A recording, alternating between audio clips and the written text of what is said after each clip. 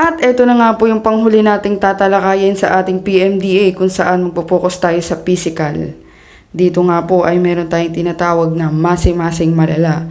100 squat thrust, 100 push-up, 100 side struggle hops, lahat yan ipapagawa sa'yo para lang lumabas ang kaluluwa mo, char. Hindi, para lumabas yung hemorrhoids mo kasi dito mahigpit ang PNP sa hemorrhoids kasi iniiwasan nila na sa loob ng training ay dumugo ito kaya dapat yan ay napa-opera muna bago pa lang mag-medical.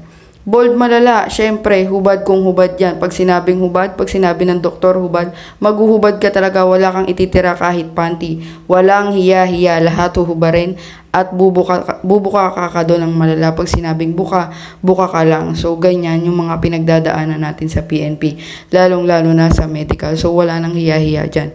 Buong katawan i-check sa'yo, bawal maarte, dapat kompleto ka kahit iniwan ka niya. Char! So, dapat buong katawan, kompleto. Siyempre, unang-una na dyan, laging chine-check ang tattoo. Kung meron kang tattoo. Sa PNP, hindi naman bawal yung may tattoo. Basta hindi lang kita. Complete fingers, dapat kompleto yung mga daliri mo. Pantay-pantay yung kamay.